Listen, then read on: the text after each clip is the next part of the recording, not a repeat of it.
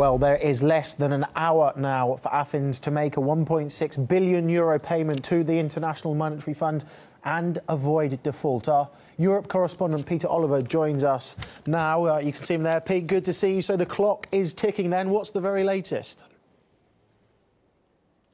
Well, Greece just aren't going to make that payment to the International Monetary Fund. We heard from Durin Dijsselbloem, the head of the Eurogroup, that's made up of the finance ministers of all the different Eurozone countries. He pretty much summed up the state of affairs at the moment.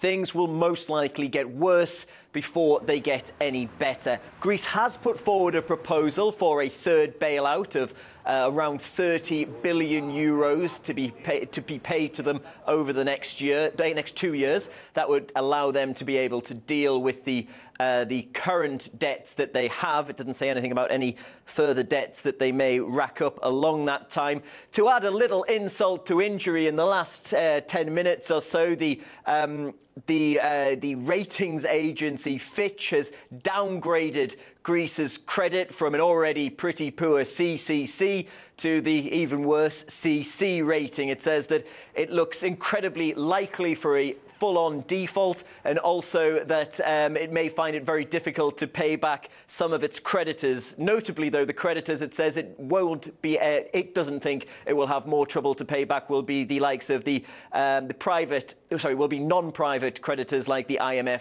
or the ECB.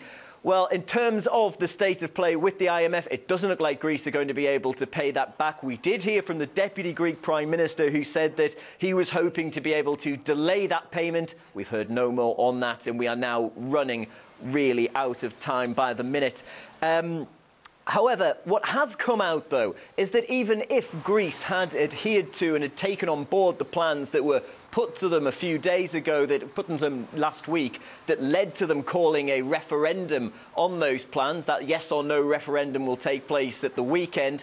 Well, IMF, International Monetary Fund documents even say that if they followed it to the letter, they just would still face an unsustainable level of debt by 2030. Now, these documents were put to German MPs. They were then leaked to newspapers here, as well as to the Guardian newspaper in the United Kingdom.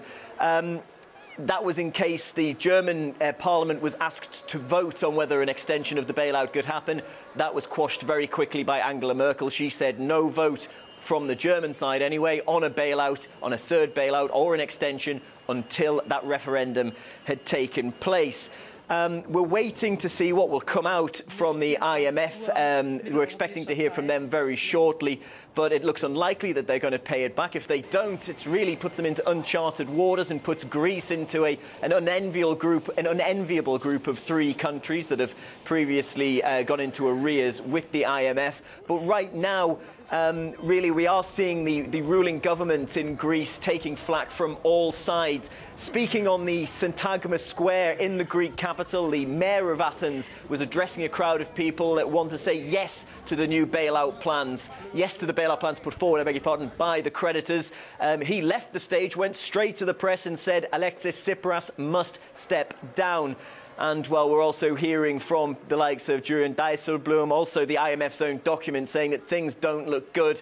It looks like there's going to be some serious questions for Alexis Tsipras. We're now just waiting for what seems to be the inevitable of Greece missing that payment of 1.6 billion to the IMF. Of course, when we find out how that went, I'll bring you all the latest here. Yeah, Pete, thank you very much. Peter Oliver reporting from Berlin. I'm sure we'll be speaking to you throughout the course of the evening as this story develops here on RT International.